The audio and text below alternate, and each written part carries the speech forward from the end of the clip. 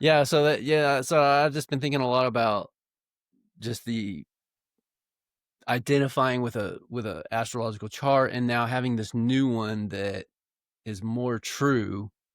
And it's like, it feels like a new name. It feels like a new identity. But that's kind of how I felt about what was happening with this past lunar eclipse happening in with the moon in Virgo, Hmm. you know, Yeah. Yeah. and I just couldn't explain it. I didn't understand it. Like, what is happening? Like, why? And so it seems like what happened was I'm reborn. I'm a born again astrologer, and Hmm. now I have a Cancer ascendant, you know, Hmm. and Hmm. a Pisces MC. Yeah. And my Yeah. lunar nodes have changed, which, if you start thinking about that, because like lunar nodes are tied up with karma, Oh yeah. dharma, Huge. Hmm. reincarnation, like that changes how does that change Hmm. with a relocated chart? How could that change? Right? Oh, you're How could the so lunar nodes, close. how could reincarnational information that applies to past lives shouldn't change? Well, I mean, So I could make the case that with a 29-degree Leo North Node, that your soul came in and it was like, I think I'll be a Hollywood superstar in California, like outside of Los Angeles, 29-degree Leo. And then you're like, now last minute, like the nodes, do I want to make a different choice? I'm going to go to South Carolina and then I'm going to live as like a, bamboo teacher or astrologer or whatever. It's like, oh, okay, Virgo, like how that I don't know. It was so close. It's like it, yeah, it it was so close that but I could see where your soul was just like, yeah, I think I'm just gonna go hang out in this neighborhood, or this contract I have with this other soul requires me to be in South Carolina, and then I'll take whatever kind of, shifts that modifications, mods that come with that. well, Leo just never felt, for me anyway, like I've Right. never felt like that North Node in Leo Hmm. was, even when I was trying, when I thought you were supposed to, with the Western idea of more with the nodes of being like the North Node being something you need to live, you need to actively try to pursue that life, Hmm. because it's Right. like the good and South Node bad.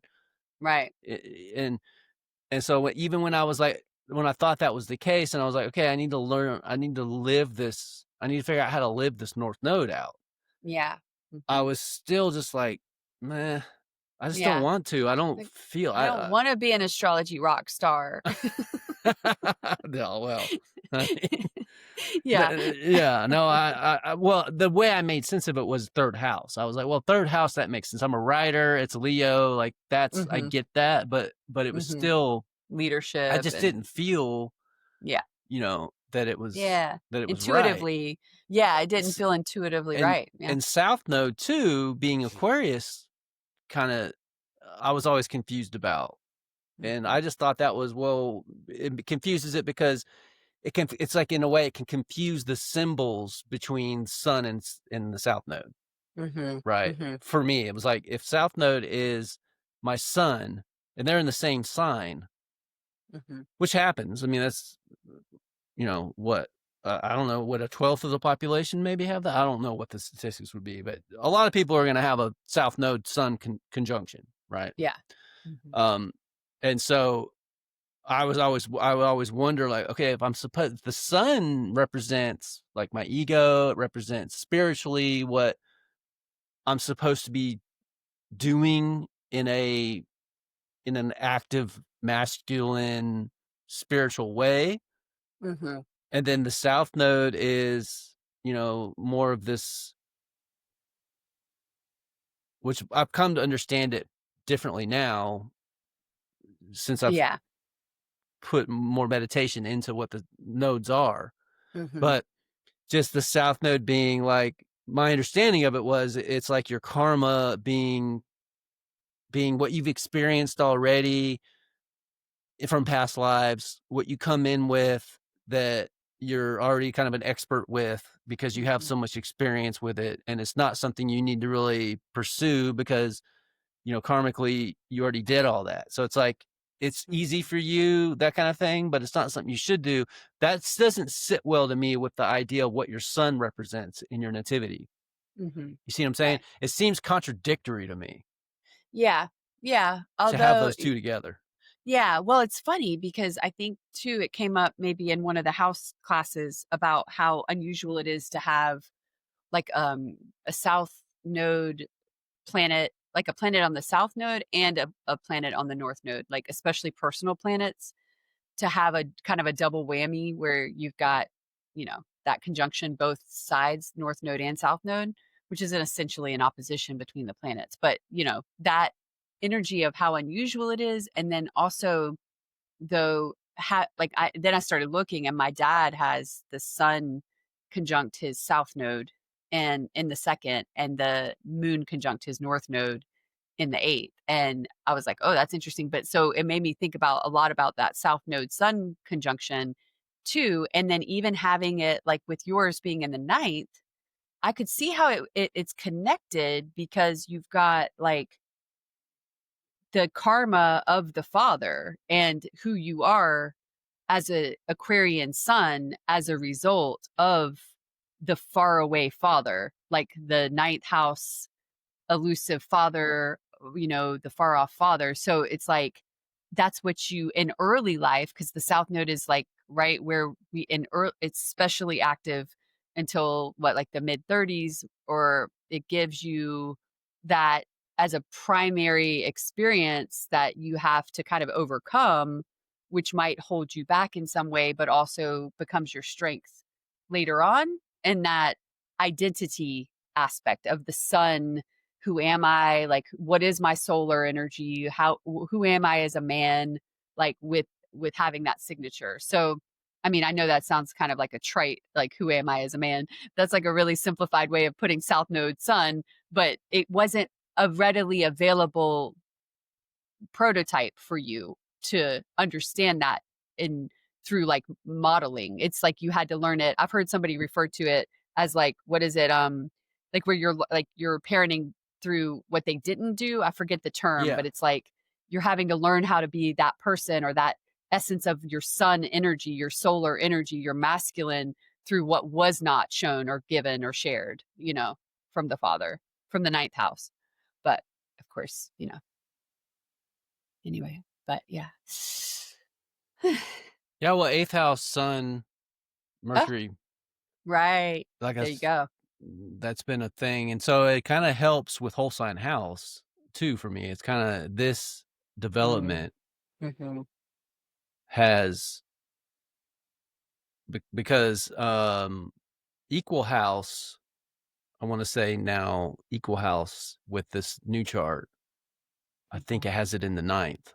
So it's like mhm, switched because it was the other way around. Equal house had it in the eighth in my uh, California chart, uh-huh, you know? yeah. But now in the South Carolina chart, I wanna say it's the ninth. I'd The have to look. south node, or yeah, N the south node is in the ninth. no, the sun. In the relocated chart, your sun is in the eighth Yeah, by whole sign. by whole sign. Mhm. Mhm. Oh, by equal house. I see what you're saying. 'Cause Yeah. No, it equal would be house, yeah, equal house, it's the 7th. yeah. Yeah. That's pretty wild. Yeah, which, I mean, I don't know, I could probably unpack that, but what my point is that whole sign house,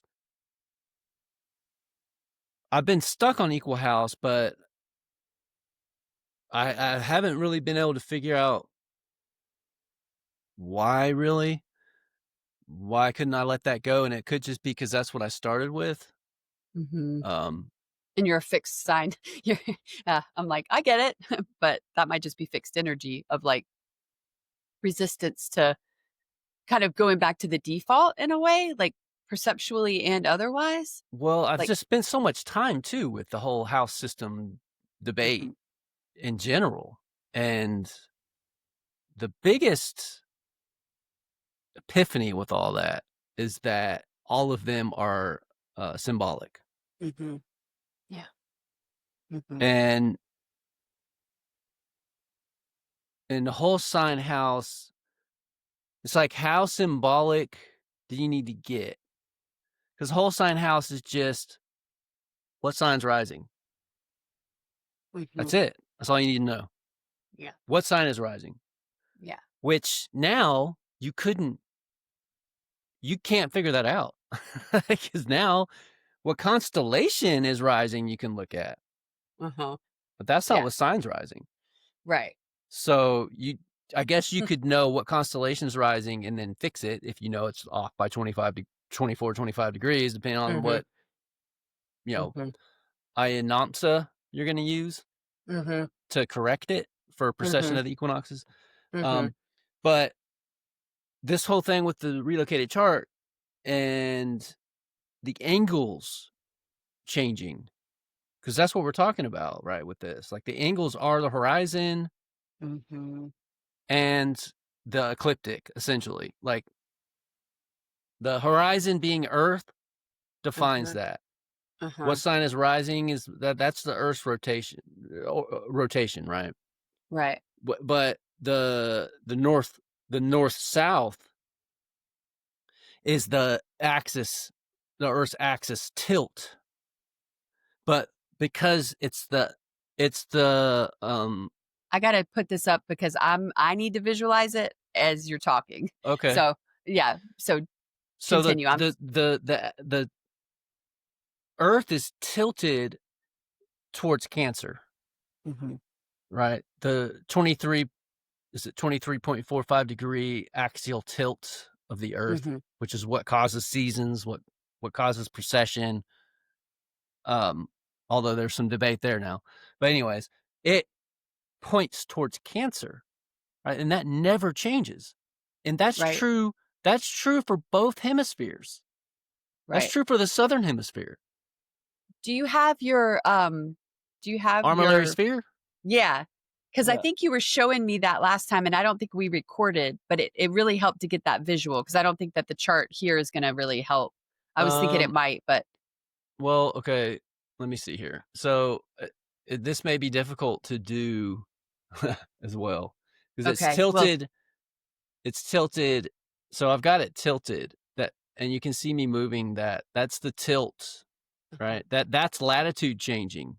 Okay. Uh-huh. So I've set it at 35, Uh, 34, which is uh-huh. where we're at. Our Uh-huh. latitude is set. Uh-huh. So that's this angle, Right. right? Then this ring is the ecliptic. Mhm. Okay, so the Earth's tilt actually creates that. That's why this is the I need a pointer now. That's why like I don't know that we're gonna be Yeah, able to that's okay. pull Don't this worry off about like it. on the If you don't video. feel like it's gonna actually help, but when you were describing the tilt, I think that helps to conceptualize, Yeah, if right? you A can little bit. see, the Mhm. Earth is but so let me set it. If I set it, let me put this at Mhm. the east will be at Aries. Let me set that at uh That's so cool that you can actually change the setting. if I set it so that the spring equinox is at the east. Mm. Um, yeah, this is gonna be hard to do Okay, don't worry about it. I because don't know exactly how like what it takes to set that up for it to correlate to what you're describing. So no worries. I But can set it up. The uh-huh. problem with armillary sphere is that it is a God's eye view of it's a contradiction in a way. It's Uh-huh. a God's eye view of a geocentric uh, Mm. perspective. Mhm. So, which is not true because you can't, in a way, you can't model this Mhm. Hmm. geocentrically from our perspective on Earth and then Right. get the truth of it being heliocentric Okay. because Yeah. the ecliptic being off because of the Earth's tilt, you only would experience that on Earth. If Mhm. you're looking at the God's eye view, you're not going to experience that because you're just going to see the Earth going around the sun, Mhm. right? Okay. Yeah. Yeah. The tilted part is because the Earth's axis is tilted. Right. Um, Yeah.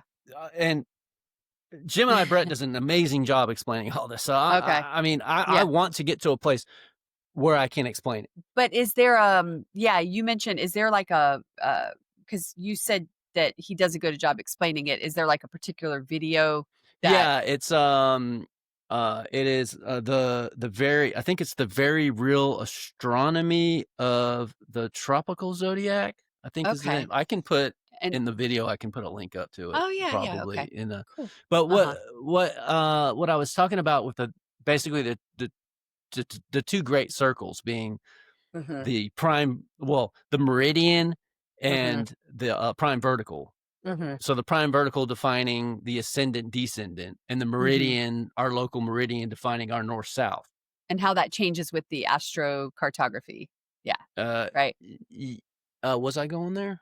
I Well, don't even you I don't said think I that, was. yeah, you said that basically the angles were what we were talking Oh, about that yeah, true. changed from when you Yeah, relocated. Oh, that's true. sometimes, not always, but uh-huh. Yeah, well, they do change because the Earth's curved, and Uh-huh. so to go from California to South Carolina, and if you Mhm. look at the same moment in time, their sky looks different than our sky does right now because 'cause they're 3 hours behind us. Right, right. Yeah, So yeah. so the Earth has moved from their perspective, Mhm. right? When Mhm. they see the sky we're looking at now, it will be 3 hours later. So the Mhm. Earth has rotated, Mhm. for 3 hours, Right, yeah. and Right, the Earth rotates a degree every 4 minutes. right. Mhm. Yeah. So when you were, I think you started to, and I don't know if this is where you were headed, but I thought it was an interesting point. It sounded like you were about to talk about that with the angles changing with I mean, certainly it's meaningful that the houses That's defined would by the angles, change. though. Right. That's really where I was going, Right. And is that that uh-huh. yeah, so it's so what I already knew, but what you can see emphasized with this is Mhm. that what has changed are the angles, right? Because like I Mhm. said, the planets have not changed. Of course, Mhm. I didn't know the lunar nodes changed. That's new to me, and I'm not gonna Yeah. even comment on that right now because I'm Very like, I flukish. don't. That's a fluke. Normally, that wouldn't be the case, but because normally the nodes are not that close to the next nodal axis. Like your typical, for me, it wouldn't have changed the nodes because I It didn't just have a changed them by like 29-degree. yeah, it changed them by Yeah, like 30 minutes or something. It's right. very Which is not, it's very unusual that but that is unique to basically your chart in that huh. case because you had such a late degree nodal axis anyway, right? 29 degree of Leo. Yeah, I just wonder because and the reason why I can say that why that Hmm. changes is because the nodes, the lunar nodes are sun, moon, earth. Hmm. Hmm. Sun, moon has not changed Mhm. in this Mhm. case. Earth Right. is the only element that changed, Uh-huh. right? Uh-huh. Uh-huh. And Yeah. that's what changes the angles because the Interesting. angles are defined by our local horizon on the Mhm. case of the prime vertical or ascendant descendant is defined by our horizon where we are located. And that Yeah. is different here than it is in California by 3 hours. Right. See, and another example of why I love that you just have the scientific mathematical part because I don't like I think about it in terms of degrees. Like, okay, well, logically speaking, if you're playing a like if my if my north node is at 5 degrees Leo, that's solidly enough in Leo that nowhere that I move in the on Earth is going to change that nodal degree just because it's not going to change the nodal axis. It's not going to take my north node out of Leo and into Virgo, for example, because it's solidly in that. But I just intuitively know that. I couldn't exactly explain to you why and how exactly that's true. Do you know what I mean? But you Yeah. just kind of explained why and how. And I don't know how you would equate that into like how close, like where, okay, so now my question is, Well, first of all, defining the lunar node, right? By uh-huh, and fleshing out like how the uh-huh, sun, moon, earth uh-huh, system uh-huh, creates the lunar nodes is going to be uh-huh. very complicated Right, right, because right. the moon itself is tilted from the ecliptic by 5 Mhm, degrees. mhm. So that's why that's why the moon can go out of bounds, right? Because it's not beholden to the ecliptic like everything else is, Uh-huh. right? Because it's Uh-huh. it's pinned to Earth, right? Uh-huh. And if the moon's orbit around Earth coincided with the tilt of the Earth, which defines the ecliptic, then Mhm. it wouldn't be able to go out of bounds. But because it's off from the ecliptic, which you can see, let me see, I think you can see on here. Yeah, you can, but it's going to be hard to, Mm. it's this, let me see here. This ring, that's the moon's orbit. Uh-huh. That's the ecliptic. Uh-huh. And I don't know if you can see if I can show that or not. Let me see if I can get that so you can see it. Those two circles, Yeah. you can kind of see Yeah. here and On the here. inside. Uh-huh. So that's the ecliptic. That's the moon's orbit. So Okay. you see Yeah. how it's off slightly, Yep. 5 degrees? Yep. That's why the moon can go out of bounds. It can Right. get a little bit higher Mhm. than the sun can ever Mhm. get. And it can Mhm. get lower than the sun can ever get by Hmm. like, I think 5 degrees. Really? Just because and I'm not positive about that. Yeah. But I'm just saying because I know it's like 5.1 degrees. I think Right. the earth, the moon's orbital, the the plane of the moon's orbit is 5 degrees off of Earth's. Huh. Interesting. Wow. Yeah. So Yeah. it's at the nodes too where this happens. The lunar Uh-huh. standstills are what they're called. And it's Uh-huh. where the moon rises above the ecliptic Hmm. and goes Wow. higher than the sun can ever get because that defines the ecliptic is the path the sun takes, which is defined the by the Earth's tilt. That's Mhm. what the Mhm. ecliptic is defined from our perspective by the Earth's tilt. Mhm. Okay, Wow. so I guess maybe what I'm trying to say here is that when you relocate, Uh-huh. and in this case for me it being 3 hours east, Right. Uh-huh. 2,300 miles, you're going to have an arc Mhm. that from traveling on the spherical Earth from one place to the next, right? Mhm. It's going to be an arc. That's why the sky looks different, Mhm. right? So Yeah. the Earth moves from west to east. Right. Uh-huh. So I think I'm probably losing people and going to get lost in the weeds right now. But so let me see if I can back up a little bit and then try to get a solid takeaway here for Good job, somebody teach. to Yeah. understand something. To break it down. Right. Well, I mean, that's no, I follow. I'm with you though. But yeah, good Yeah. job. Good job. Yeah. So It's the fascinating. Like I'm following and it's fascinating. But like, yeah, how to ground it into how this is applicable or how it functions. because Right. usually you would do that for the audience. Yeah. After I Right. get done pontificating about fucking whatever, then you'll be like, all right, everybody, this is what he just said. Like, because Right. But you'll understand it. But in this yeah, case, but I'm knee deep in like understanding how the causal relationship between what you're describing and how it functions in an astrocartography relocated chart. Yeah.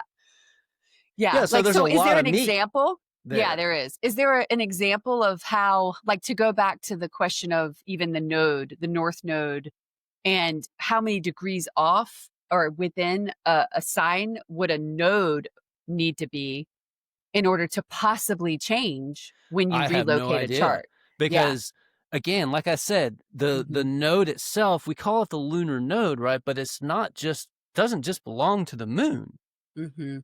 Mhm. Right. and it's just the place where eclipses happen. Which just sounds so heady, by the way. I'm like, okay. Like from a scientific standpoint, I understand. And I know that it has rich meaning, but I still like that's my brain isn't computing. Right, because But it's also the place where the lunar standstills happen or where the moon can go out of bounds. I'm having a lunar standstill in my brain. Yeah. Yeah, because I know that it's and that's why I need to learn more before I can make those connections, right? So Okay, I'm like, this is a way I'm listening. this Yeah. could be a way to understand it, Uh-huh. okay? So, for instance, you know when there's an eclipse. Well, you Uh-huh. don't get to see it everywhere on Earth. It Right. only happens that the path of totality, Uh-huh. Uh-huh. it only happens on the path of totality, right? Only if you're Okay. on that path can you see the full eclipse, right? Right. Right. Right. Correct. Okay, Yes. Uh-huh. so that's why the lunar node changes Uh-huh. based on location, Okay. because the reason why you only see the eclipse on that path is because of based on our perspective here on Earth. Mhm. So, like, Mhm. some eclipses, like, when you have an eclipse, for instance, I don't know what exactly the orb on the eclipse Mhm. is, but it's got I Mhm. think it's close to, like, 10 degrees to either side.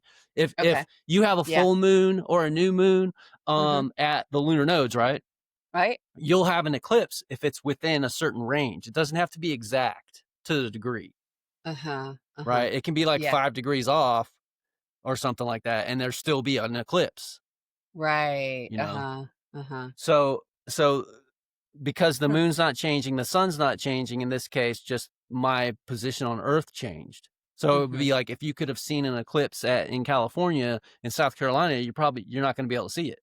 Yeah. And Right. so that's as close as I can get to trying to put some Describe it. flesh on why it is that the when I don't really fully understand why the lunar Right. node moved in my chart, Yeah, yeah, you know? yeah, which is and maybe more will be revealed, but for example, like most people born within a certain time period, the nodes don't change like the ascendant changes. The nodes don't even Right. change like the that's part of why it's kind of impersonal in a way unless you have a personal planet on a node because most of the people born around the same like even in the same month as you are going to have like a similar degree and similar sign nodal axis so it's one of those like slower moving although it's not really moving so it doesn't like the same planetary terminology doesn't really apply to the nodes as you're kind of I think Well, the highlighting nodes as aren't well. planets, right? They're Right. points Correct. Yeah. of Right. intersection between the ecliptic, which is basically between the sun and the earth and the moon, Uh-huh. Right. as we view it. But that Because relationship doesn't change as often by like sign as the for example as mercury it doesn't even move as fast as like in terms of how it moves through a sign like you had a Virgo north node and you're born a year and a half before me but we both almost had the Leo north node because we were born fairly close together. So the time of birth doesn't even it won't change that like the ascendant doesn't. I'm kind of thinking like for the from the layman perspective, the node like what you're describing is like it's changeable because it's not stable in the way that a planet is stable in a right. on a trajectory moving through time and space because it's made up of a relationship. It's a relational like formulaic thing, but it doesn't change that Well, often. also, though, a planet, like the nearest planet would be either Venus or Mars. I'm not sure which one we're closer to. I Mhm. think we're closer to Venus than we are Mars, but I'm not Mhm. positive about that. But still, Yeah, they are yeah. a lot further away than the moon is. Right, right. You see what I'm Yeah, saying? yeah, So very much. Yeah, a sure. lot further It's away true. than the moon is by Yeah, orders of magnitude, right? interesting. Yeah, mhm. That's a good point. Um, Yeah, so yeah. that's going to change too here. The moon's Mm, an exception to so much, and when you're talking about the lunar nodes, you're talking about uh, a synthesis of three things. It's not just the moon. mhm. Right, It's right. the Earth, our vantage point from Earth, the moon, and the sun. Yeah, yeah. So, but to the broader point what I was really pontificating on, and there's Uh-huh, that word again. That's the word of the uh-huh, day, pontificating. uh-huh. I was, like, honing in on?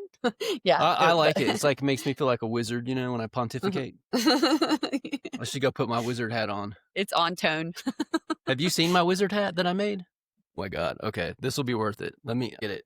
I wish ah, nice. Do you use that for ritual? Do you I wish now yeah. Are you calling? Are you Oh my god. That's that could also the synonym there could be an Aquarius hat. You know that, right? Oh, I think you're on mute. I can't hear you. I don't know if you accidentally hit mute or what. Yeah, I was on mute. Okay. Yeah, Yeah. and I haven't put it on since it's dried a little bit. Uh-huh. The the inside. Uh-huh. The Oh, yeah. I see um that. I made this for the Renaissance festival Ah, because I'm gonna be uh-huh. the Kuboo wizard. Right, right. Is Kuboo is wizard and Aquarius, is that synonymous? I feel like that's very similar.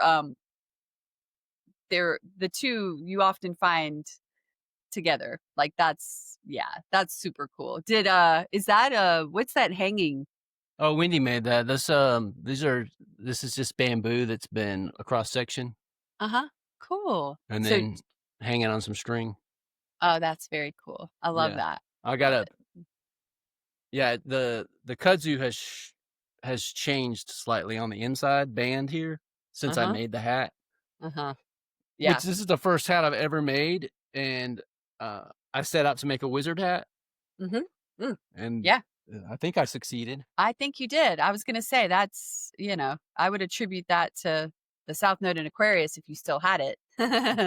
But, Well, Pisces is still, I mean, yeah, yeah. But um just how eccentric that is and how unconventional it is like, yeah, yeah, it's very, very wizardy for sure. I have a Yeah, wizard hat that I made. yeah, yeah. So, very That cool. asshole that failed me on the ESAR, I bet he doesn't have a wizard hat that he made Right. to go with his armillary sphere. But you but you will and it's so funny, it looks like you're wearing it like it's floating above your head right now. Nice. It is floating above my head. That's just part of the magic of 'Cause it, I right? made that lectern back there too out of a pine tree that was on this property and a chainsaw. Uh-huh. Yeah. Yeah, that's what that's The made out of. that's, that's 3rd house Virgo skills or 4th, which Yeah. I am both Uh-huh. because 'cause I'm a Yeah. wizard. Now, I get yeah, to have multiple house placements. the dance between the dance of duality doesn't stop when the house system debate stops for you. Like, you're like, "I'm gonna find another way." When you reach That this level of wizardry, yeah. only the angles apply to you at that point. Right. Okay, okay. I have 4 houses. I don't have Right, 12. right. You don't need 12. Yeah, No, I only don't. yeah. That's just for you mortals. Yeah. I was gonna say lesser men, but yeah. No, that's just for you You mortals. For I us, see you've totally immortalized yourself now. yes, I'm an immortal wizard, Right. so I'll never die. Right. Maybe that's Nice. why I'm so against all the house systems because I'm like, well, that doesn't apply to me. I just the angles. That's it. But see, and I think as like if you kind of follow like a even like an Eastern uh belief in reincarnation, then none of us ever really die. So we're all wizards, technically. True, Yeah. but I'm an actual wizard, though. Mm, you think? No, I'm Prove joking. it. How can you I've prove it? got a hat. I have a wizard hat that Yeah, I that's a made prop. out of I'm bamboo sorry. and kudzu. For I'm fuck's just sake, saying some would say, not me, but some would say that that's just a prop and that that you really need to prove it further. Although it is floating above your head, it so is you get some levitating credit. above my head You do get credit. That's quasi proof. on Quasi. what was a tree not that long ago on this Right. property. Uh-huh. That's amazing. You transformed a tree into an actual fixture in your home. Yes, That's magic. with a Now that chainsaw okay, all and a right. Well, circular saw. all right. Well, you've proven your identity as a wizard then. But I mean, I cut that tree down. I could Uh-huh. take you out to 50 yards from here and show you the stump that used to be a pine tree that is made out of. Right. So, Gotcha. The I raw mean, material that you crafted your magic, uh-huh. yeah, yeah. That's funny. All right. Man. Well, So we were yeah, saying I had Rahu and Leo. Oh, yeah. Maybe that you was just sounds like a Rahu Leo thing. Like, I know, I was like, well, maybe you just needed permission to not have a Rahu and Leo, and now you can actually exemplify your Rahu and Leo I don't know. as you are doing with your prop, your theatrical prop. No, I'm just kidding. Props. Yeah. Don't forget the armillary sphere. Right. That's right. It's important. Props are very important as yeah. So if they have functional purpose. Okay, so yeah, Libra. Mhm. Uh, Ah, okay. and pull your chart up, and then Okay. we'll look at Libra I'm with gonna pull up the transits as well okay. Because do because you it's so you were born in Virginia. uh-huh. Yeah. Okay, so that's so have you looked at that chart? 'Cause, Um, it is higher by latitude. yeah, I'm I pretty wonder sure I what think I think I have Sagittarius rising. Let me look. Let me look. You got 'cause, me. I'm trying to think. Latitude I know latitude changes, uh, what we see. Mhm. Um, and I mean, I can show that on the armillary sphere. That's just this tilt here. Uh-huh. That's changing latitude, and it changes the relationship, and it's similar Mhm. so, like, from California to here, because we're at pretty much the same latitude, right? So, the difference is rotation, so it's just Mhm. time, but Mhm. the sky will be really close to the same once that 3-hour rotational period has happened, right? Right. But Yeah. latitude will change, um, the same moment, see? Right. Yeah. Yeah. So, this is your So this is Virginia? relocated. Yeah, this is my Virginia chart. So the same thing applies like at 24-degree ascendant instead of 27. Okay, So so it changed Uranus your is ascendant by 3 degrees. uh-huh, right, and that's it. And um The MC is the same? MC is actually yeah, no, actually MC's 5 degrees Uh-huh. earlier. It's at 4 degrees Virgo instead of 9. 1. Oh, it was at 9, okay, my mom's Uh-huh. is at 1. Okay. Yeah, it was Yeah, at which 9 I degree. didn't yeah, my mom has a Virgo MC. Yeah, Scorpio rising then, huh? Yeah. Your mom? Uh, yeah. Mhm. Yeah, cool. Is And she? Aries, like, very like, her birthday's only, like, a couple days before mine, I think you said, I as don't have well? her chart here. Yeah, Yeah, she's Aries. yeah. She's late, like 28, 29 degrees Aries. Is Okay, it so she's, so like, born literally a couple days before me. Um, but yeah, so it's like, that doesn't change a lot, and yet you were talking about Mars and the 12th house, by transit. We can use the relocated chart just for the, like, heck of it. It's not gonna make a difference in terms of the conversation that you were talking about with 'cause the Mars. well, it would be in it could be instructive to just sort of notice, though, here Mhm. that Mhm. the difference between your relocated chart going from Virginia to South Carolina, Mhm. and my Mhm. relocated chart going from California to South Carolina. In Mhm. your case, it changes not much at all. Right. Nothing Yeah, huge, right? Like, correct, yeah. Right, so the further away that you are I'm gonna actually show the at bi-wheel least on not in this. whole sign. Like, if you were to go into another house system, you would probably find some changes that were, because like equal house, Yeah. your house boundaries are gonna change, Mhm. Mhm. see? But in whole Right. sign house, it's not gonna change unless it changes the actual sign that's rising. Uh-huh. Yeah.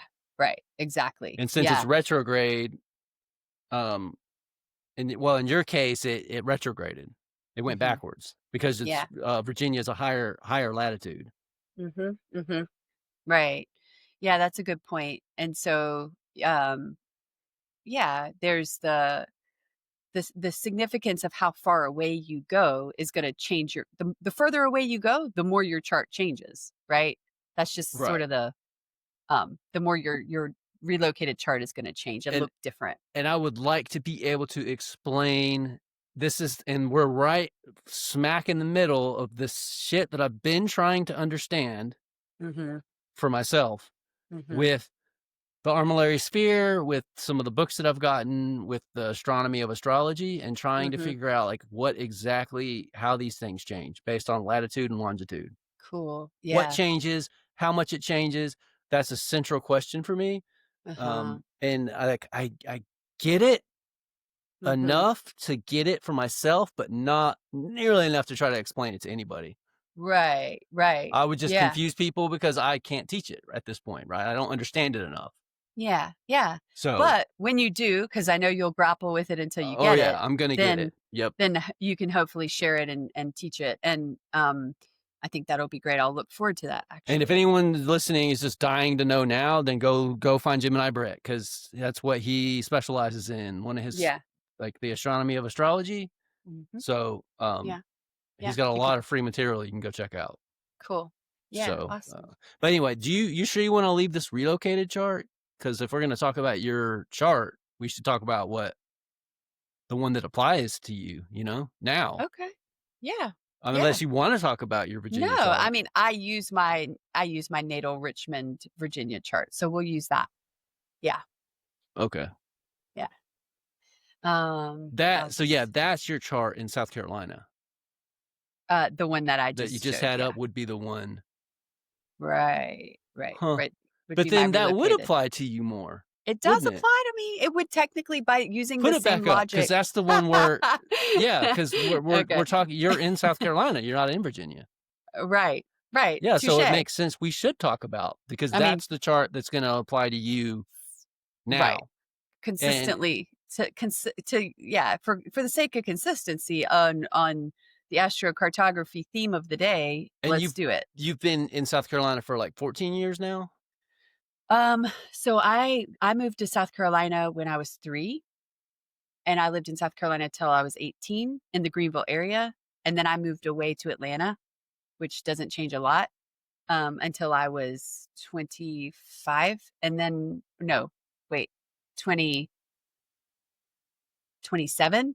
And then I was living in primarily France from 27 to 30. So for 3 years I was in France, and then I've been back. So most of my life has been in the Greenville, South Carolina or Atlanta area. I was in Atlanta for like 10 years.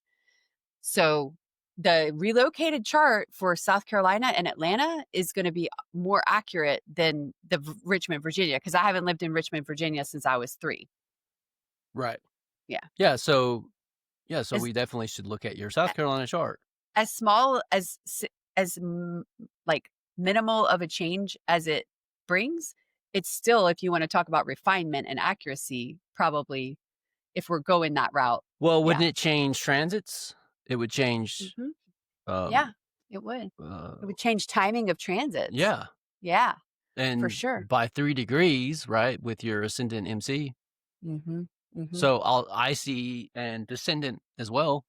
Right. Yeah. I So, see like, is look that. right now, look at Pluto. Uh-huh. Uh-huh. Yeah. So, Mhm. where was Pluto. your where's your IC in your Virginia chart? I see is at 9 degrees Pisces in my uh in my Virginia chart. And where's So it at here here? here it's at 4 degrees Pisces. Mhm.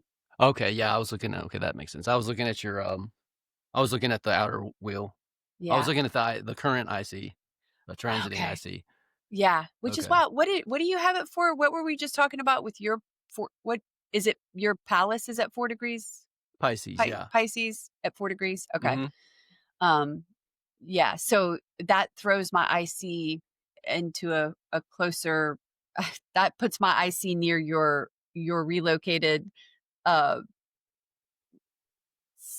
south node? Yeah, south node. Um, but Well, y anyways, and you're 4 degrees Pisces? 4 degrees Pisces IC. Yeah, Mhm. so that conjuncts Pallas for me. Yeah, yeah.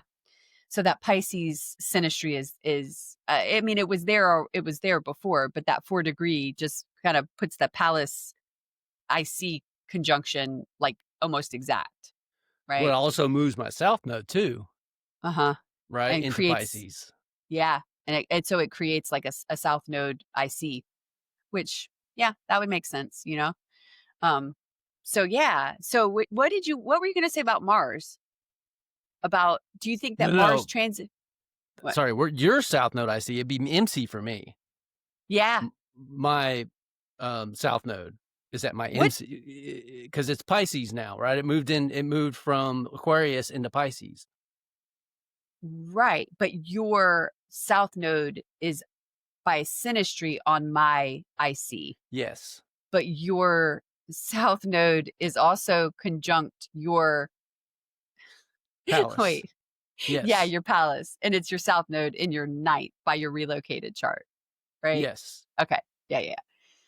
All right. Whew. So Yeah, it's hard to get all this straight. I We're supposed know. to be talking about your chart. See, you're doing that ninja, that Scorpio ninja shit again. I'm so okay with us talking about am I no, You I need you to tell me this because I genuinely need the honest feedback.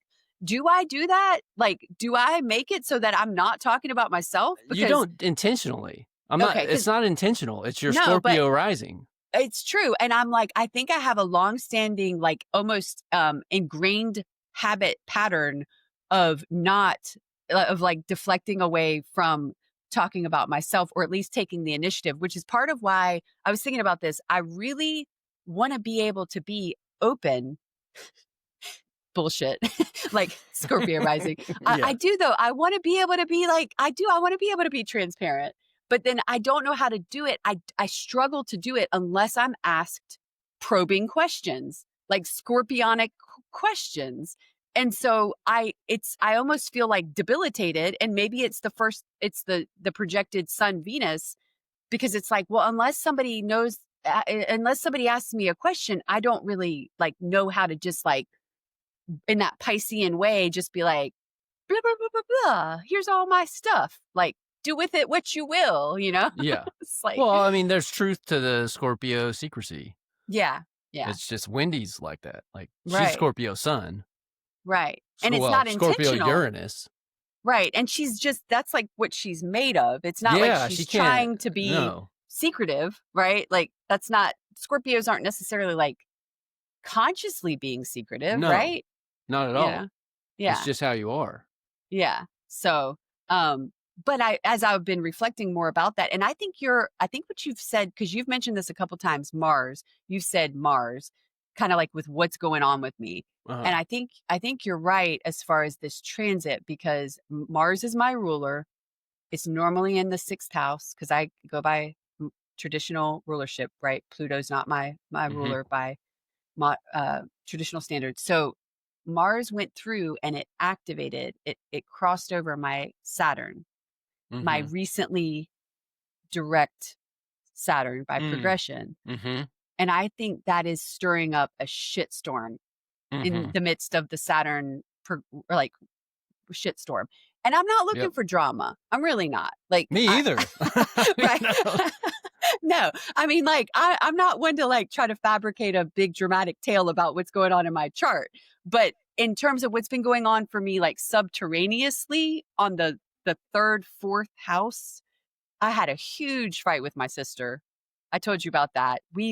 She's lived next door to me, go figure, in this isolated little, quiet little nestled place out in the middle of nowhere. Like, but she's lived next to me, very 12th house kind of stuff, but like she's my oldest sister, um, and would do anything for me and like always has looked after me. She was like more of a mom in some ways.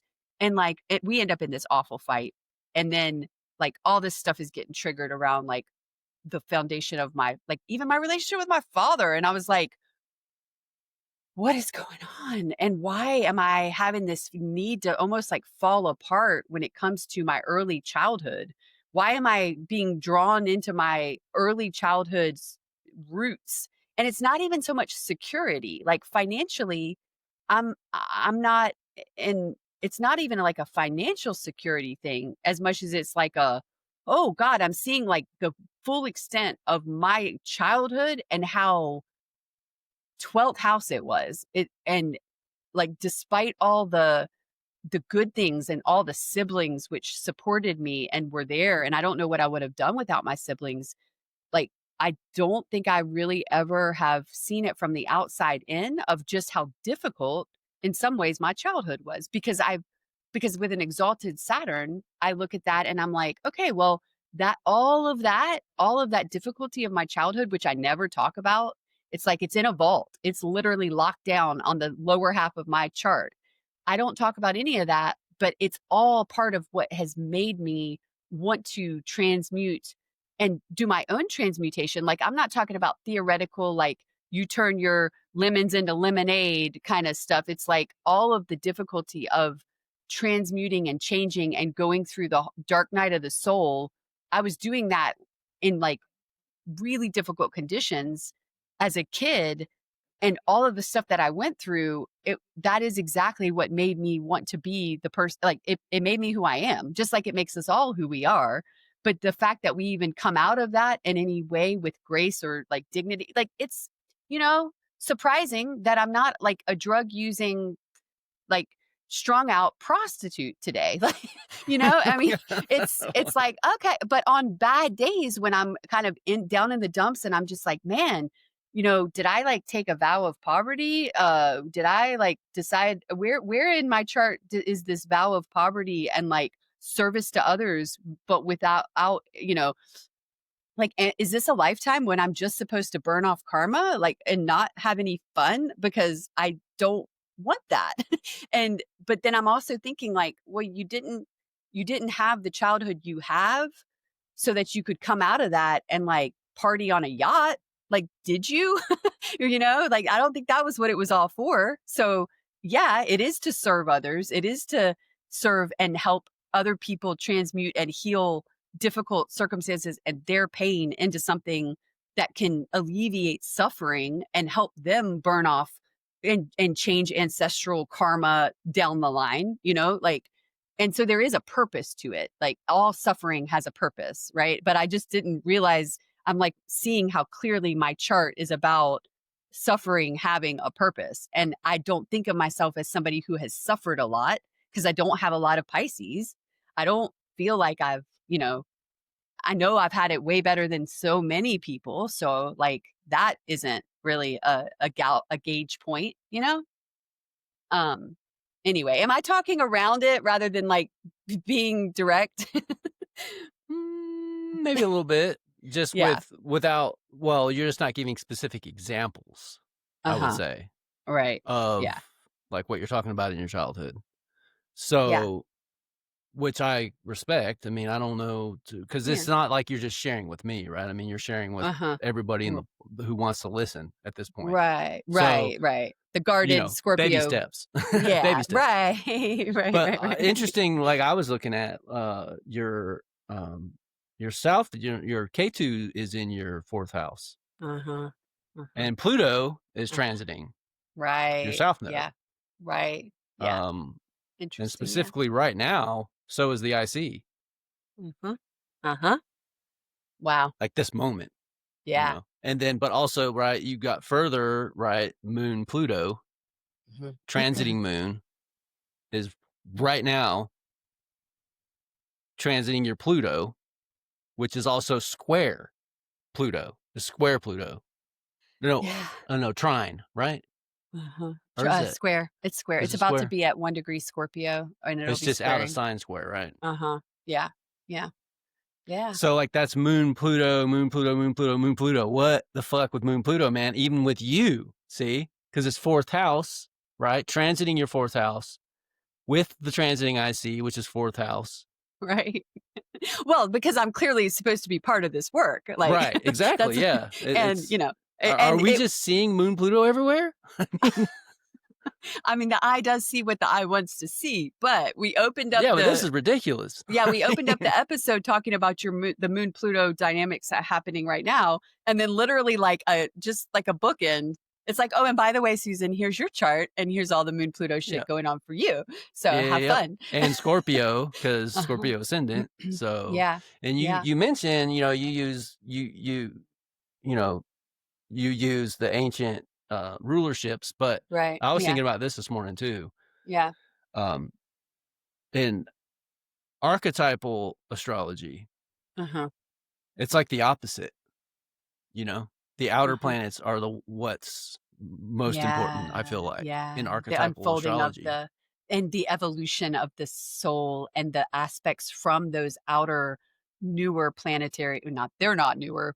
Our awareness of them is, but that the impact that they have by transit on the development of the soul and psyche are the most profound, right? Is Yeah, that kind of what you're alluding to? Yeah. yeah. So it's like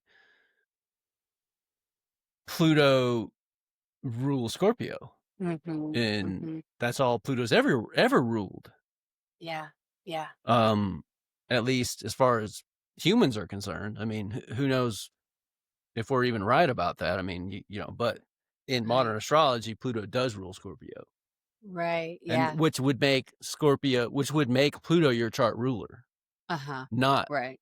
not Mars, Right. Yeah. which puts another emphasis on the Pluto square, Uh-huh. you know, To the sun. Mhm. at your south node though, Right. too. So it's Pluto square your natal Pluto, your transiting Pluto is squaring your natal Pluto while at also conjuncting your south node.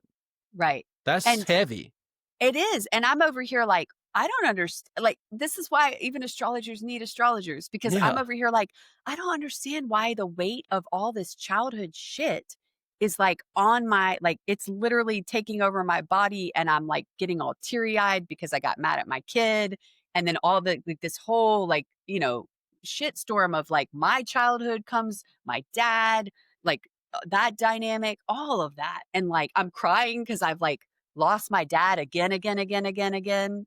And it's like, but he's nowhere different than he was this morning when he woke up. So it's like, why am I crying over the loss of my childhood, you know? And it's like, oh, well, I mean, shit. Yeah. Fucking Pluto. And he's doing his fourth house thing. And you look like you saw something or that you had No, a, I'm just listening. Yeah. yeah. Yeah, it's just it's wild. It's really wild. And I think like being able to unpack it because you get as I think when we're looking at our own chart, we kind of see like we get these pieces. At least I can speak for myself. It's like I know I'm on a Chiron transit to my Mercury and my Mars. And I even as an astrologer who looks at charts a lot and looks for at other people's charts a lot, to have somebody point something out to me that is something I hadn't seen or noticed. It's not that it just wasn't. I know we've talked about this before. It's like we need another witness or another pair of eyes or we need, it's like we need to be able to have that insight sometimes come from outside of ourselves. Mhm. Um it's just different coming from outside of ourselves in terms of the insight that it can bring. Mhm. Yeah, you So, need but the other. mhm. That's what depth psychology is all about, like therapy, Yeah, talking yeah. therapy. It's just it Right. doesn't have to be a psychiatrist Yeah, or a counseling, like, psychologist. It can be an astrologer. right, That's wi like hopefully with some actual, like, emotional intelligence and awareness and consulting skill, but I think, like, what this is kinda making me think is, like, okay, so because I've been like, spending more time in reflection with myself, this is what this stuff is now coming up, like, that subterranean Plutonian 4th house, early childhood, but, like, also the foundation of my life as I know it right now. I'm like, this is just kind of the beginning of well, another thing you right, Pluto is transiting Pluto is also squaring your sun. Mhm, mhm, So you've mhm, got like a T square going on with transiting Pluto to mm, Pluto and Sun. mhm. Yeah, So again, father as right, the sun, and the and sun rules my 10th house. and Uh-huh, also though Mars transiting Mars hitting your Saturn, which could be that's another father mhm, symbol, Saturn. mhm, mhm. So Yeah, you've yes, got it yeah, coming from multiple places. right, yeah, yeah, yeah. And seventh and 12th. Yeah. Well, and this is the thing too. My dad has always like it's interesting without giving a lot of backstory. I think one of the like the recent influences or impacts has been that I think his mind, like my mom, I lost my mom to Alzheimer's and she got it pretty young and Neptune was squaring my moon at the time that I lost a sister. My mom started really declining after that cognitively. So that Neptunian kind of slow, like erosion and loss of the mother of the moon, that was experienced through that transit. And then she passed away.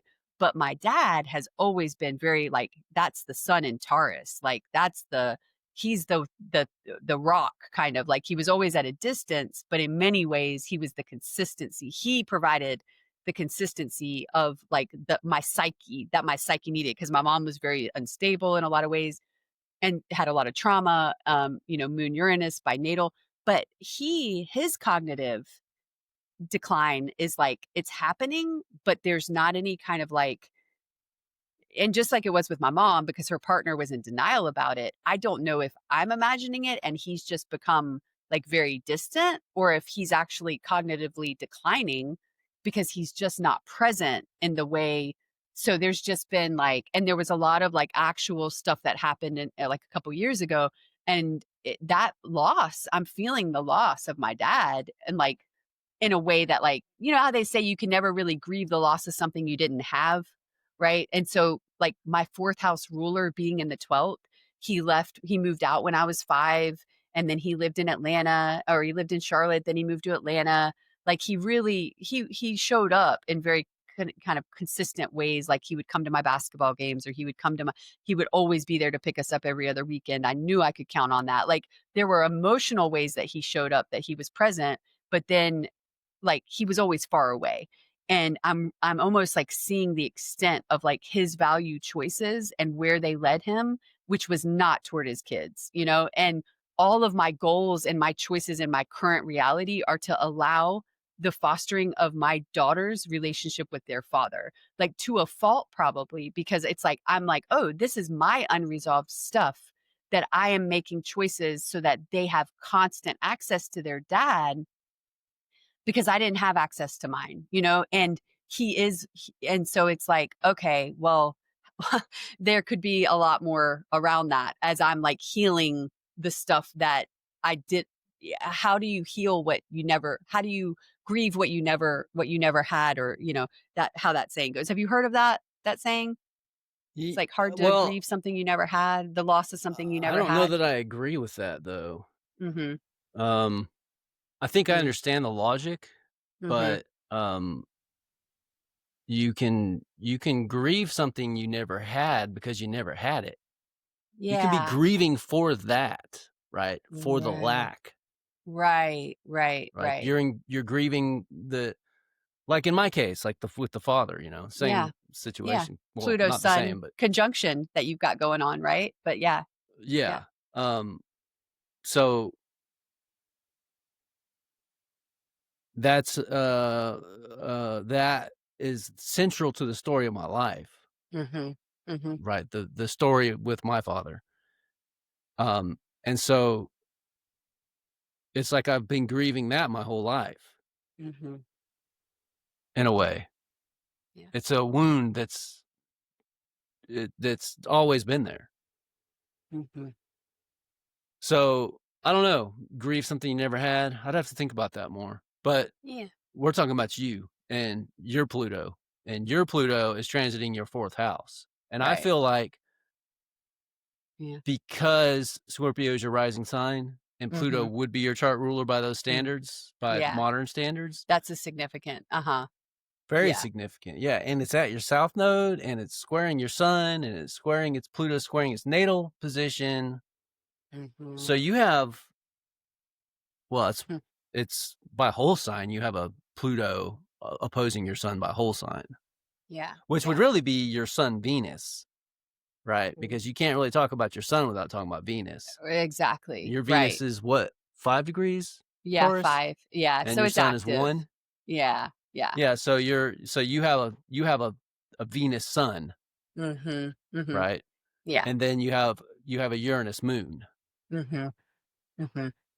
Yeah, Um, so so yeah. yeah, I mean, I would, because I'm not you with 25 years of, you know, Mhm. synthesizing this stuff at a glance like you can do. I'd have to look at this. Yeah. If I was gonna be consulting you, for instance, as a client, like, Uh-huh. I would wanna look at this chart I'm looking at right now because I Uh-huh. can't see the numbers either, really, on my Uh-huh. screen. I'd Yeah. wanna look at this chart for probably, like, an hour. Like, Yeah. take Yeah. notes, like, that's how I would do it if I was doing it. I would have Right. to do that. Whereas I Yeah. imagine you can just look at a chart and just, like, Yeah. you can synthesize it really fast because you've been doing it so long. Yeah, sometimes it that experience lends itself well to a quick ability to go in and really pull the meat out quickly. Sometimes I'll still miss what's right in front of me because, you know, I think that's probably just human nature or human error or whatever. But Back to I think basics. yeah, Well, yeah. it's yeah, Mhm. we I think we started kinda talking about. Yeah, and W Aurelio talked about that in the book, Mhm. the Professional Astrologer book, where he's talking about, preparing for a consultation, and I think you especially wanna like you said, I mean, I think that's really thorough and good and contemplative and very ethical and responsible as an astrologer, that before you consult with somebody, that you would really wanna spend some time with their chart and reflect on it in almost a meditative, contemplative space, and then be prepared to, like, engage with them, and that consulting fees are have that layer of preparation Definitely. built into it, that you're not Yes. just sitting down and going cold with a client, even if you've been doing it for, ideally, even if you've been doing it for a long time, you're still not trying to go completely cold with a chart, even if you can, because there is, like you said, I think the reverence and the like you said, some part of your conflict between moving away from and moving into, like, out of necessity, and functionality, a software program, for example. But, like, Yeah. there can be a reverence that you hold for a chart, whether it takes you 2 seconds to construct it, but you still wanna hold that same, like, ritualistic, reflective aspect with it, Can you relationship to though? it. That's my question from, like, what I'm Mhm, battling at this point is, mhm, like, mhm. if The I cross threshold. over Yeah, yeah, and and I don't know, yeah, but can you? Yeah. it's necessity though, right? Like, Mhm, mhm. Yeah. but Well, then I think it's you when just you have to say, pay me "Can more. you?" do you feel Right? like it would just like, you wouldn't have the discipline to hold the space for it? Or that you're losing something in the essence of it by bypassing the actual construction process? That, like, to Yes. meditate on it after the fact is like losing some essential part of it. Yeah, but Yeah. I don't but at the same time, it's like you're just doing calculations with a I mean, in my case with a calculator, but it's like still I'm just doing Well, math, and so it's like, and maybe I don't maybe know. part of it is that as a part of the process, it was really important for you. I'm just thinking one way to think about it might be, like, to understand how to do it and to Mhm. go through it in a way that you really understand the ins and outs of how to do it. Mhm. And then once you know how, that it becomes somehow, a possible integration, that then you move into a new aspect of it. But had you skipped that to begin with, then something really important would have been lost, right? Like, from your ethical kind of approach Well, to astrology the and technical approach, like, technical. because my understanding Yeah. is much richer Right. technically Right. because Right. I've done that work to Uh-huh. understand how these numbers come about, like what has to happen to produce them. But the thing is though, it's like I've pointed like I mentioned, I alluded to when I was talking about whole sign house, how well, if you look to the horizon, you can't Yeah. you can't look at the horizon and know what whole sign is rising. You can just Right. know what constellation is rising, Yeah. Yeah. right? And then you have to correct that to then get the tropical zodiac, Mhm. right? Yeah. Because Yeah. because they're 24 to 25 degrees off from one another now. Right. Right. Right. So Yeah. it's like, where do you draw the line, Mhm. right? I'm not out Mhm. here with an astrolabe, Mhm. and that's like the spirit of like what I'm thinking, what I think I'm doing, or what I'm aspiring to, and Mhm. that is to be able to do this. Like I want to be able to do it without computers. I want to be out there with an astrolabe, looking at the horizon, you know, and then reverse engineering based on time someone's birth data is to tell them what their rising sign is based Mhm. on actually observing the heavens. Mhm. Mhm. Yeah. Because that's where the real magic is. That's where Yeah. the art, that's the embodied engagement. Yeah. That's Yeah. the real astrology, right? Right. The shit Yeah. we do on computers, Mhm. that's all real, Yeah. right? It is Right. because all that data is correct.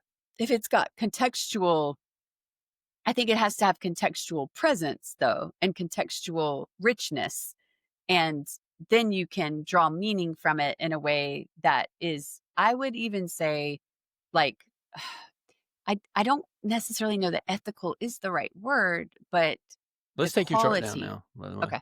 The quality of it, the quality of what you can have when it has that kind of contextual, like, integrity. I think integrity is the right word, because there is something, like, technically, um, important in the integrity. So, yeah. So, again, with the angles, because Uh-huh. really that's what you're talking about. When you're talking Mhm. about the actually observing the sky Mhm. Mhm. and bringing it down to the into the houses so that we can then use astrology in that sense, right? Mhm. It is very intimately involved with the earth, right? As in what we see. So people think of astrology and they think stars, Mhm. right? When the Mhm. stars align, okay? Mhm. Mhm. But the stars are like the least important part in a way because Right. all the stars are doing for us is orienting us in the universe. That's all they're Uh-huh. doing. They're just orienting us in the universe. So, like, that's not big. No I'm just biggie. saying, like, it's huge, but what I'm saying Right. is, like, the actual work in astrology Right. is in Inclusive of that only. Yeah. it's just the backdrop by behind which all of this drama plays out. In our Right. solar system, Uh-huh. which would be the Uh-huh. planets, right? Uh-huh. Right. But as viewed here on Earth, and as viewed not only here on Earth, but at the axis mundi or Mundi. Is it Mundi? Mhm. I'd say I think it's Monday. Mundi. Axis Mhm. Mundi, that is your actual physical location on this Mhm. Earth, Right. in this, solar system, in this galaxy. Mhm. And so for me, it's so important to know where the meaning comes from based on this location and that sky that I can look at right now. Because that's where Right. the meaning really comes from. Right. Doesn't Right. come from a Right. computer, Right. you know? Yeah. Yeah. Yeah. It doesn't Yeah. even come really from the stars. It comes from what we're looking at based on where the Earth is right now by its rotation and by its orbit. Right. And that's all the only places they can ever be, right? It can only be where are we at in our daily spin, our diurnal rotation, and where are Mhm. we at in our yearly orbit around our star. Right. The Yeah. stars out there don't change. Uh-huh. Although, the sun too is traveling through the galaxy. So, I mean, actually, but the stars are so far away that even though we're moving at 66,000 miles per hour, Mhm. and Yeah. we always are, you know, Yeah. that's Yeah. our speed around the sun, right? Earth's orbiting, the Earth goes 66,000 miles an hour around in its orbit. And that's not counting the sun itself is moving through the galaxy. That's not counting that speed. Mhm. Yeah. Literally astronomical, right? Right. Yeah. So I Huh. probably That's wild. pontificated enough. But no, yeah, it's amazing. It really is. And it's cool that, yeah, the orientation to it and the relationship, the direct relationship and the understanding of the right relationship to it. And I do say that right as kind of an objective term, not subjective, because in like from a platonic values sense, a right relationship of our ourselves to our environment and to our relationship to the outer world is important. You don't want to have you want to have an accurate right relationship. So I don't know. I think it's cool. I think it's interesting. Of course. That's what's at stake for me, though, when I'm like, I need to just get a software program and just, But along that point, I'm glad you mentioned that because it's like I don't I think your capacity for insight and relatedness, especially in light of like the moon, the waking up of anima and the moon for you in your life in general.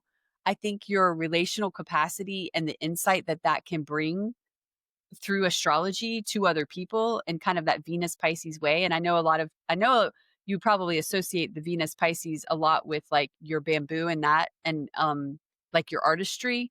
But in terms of like the weaving of a story, an astrological symbolic story into a person's life for them, or helping them to do that in a way that creates healing, like in a Piscean kind of way, I think you have a really great capacity for that, even if you haven't practiced that. So, in a sense, when you free up your technical skill, when you free up your technical know-how, when you're not, when you no longer need to, or maybe when there's a balance between like the finding the technical location of something between, and the technical relationships, but then also that emotive Piscean ability to then connect that to the heart for other people. I think you have both. And so just because you haven't necessarily always leaned, or haven't yet, maybe like you're still learning the technical Virgo kind of side of it, I don't think that it means that the other isn't there either. And you know um I don't know. I just wanted to mention that because I kind of go back to that point of, um, even though you came in at kind of an astrologer's astrologer, right? Like you still are able to convey meaning that does have empathy for someone else's process, because I've experienced that, and whether or not you choose or want to do that, I think that's a different story. But yeah, Well, you're an astrologer. yeah, You've yeah, experienced it, but you're also an astrologer. So I can be hmm, an astrologer's astrologer with you, yeah, see? right, But yeah. I know consistently, like with Angela, with Wendy, like when I talk to them about it, they're just like, "Can Yeah. can someone tell me what he's talking about? Because I don't fucking know what he's talking about." And So I'm when like, you "I'm go to do trying. I don't." when you go to do readings, you should just be like, "And this is my translator." And I'll be like, I'll just I'll just like come in as your translator. But But no, I then think why do you yeah. need me then? Then they just need you, see? I mean, what it makes a good team, and I thought that too, like, with Yeah. what we did with Angela, I was like that was kinda Yeah. like the first time we'd That ever was cool. I worked as think a it was great. team Yeah. to look at somebody's chart, and I Yeah. wanted to ask you how you Uh-huh. felt how you Yeah. felt like it Yeah. it went, Yeah. and because we have Yeah. talked about doing this with your Yeah. clients. Yeah, yeah.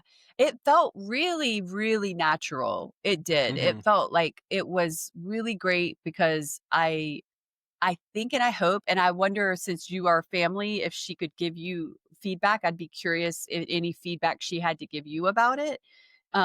Or even if she wanted to give me feedback about it, that would be good too, because obviously centering on if it was, and I know we didn't go in with the explicit goal of like giving her a consulting, coaching, astrology interpretation or session, but I think in somewhat the structure of it, it naturally leaned that way because um we were trying to unpack the meaning of astrology for her. And I mhm. think we did a great job. And I like it felt very in tandem, not obstructionary at any moment or any time. It didn't feel like there was any cross purposes. It felt like we were kind of working together, and that we were coming as we normally do from different perspectives and different angles, but that actually rounded out the way we interfaced rather than deterred from the the goal of bringing some deeper awareness around her chart to her.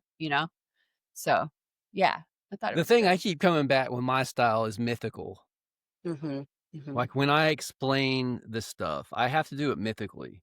So So using myth to explain y- it. And if you don't yeah. have the myth though, then it's like But see, that's the thing, is like the myth, even with if she gets the asteroid goddesses, and because we started talking about asteroids and stuff like that. And I think when you say those key words, like when you say the name of the goddess, or you say that this is, you have a Vestal, say you have a Vesta, like, she had what Vesta Juno Vesta Juno, but at what the did you call MC. it? Complex, right? Like, Yeah, did you refer to that? I don't know if you did in the conversation with her, but like in the Hillman, from the Hillman probably perspective, did, right? yeah.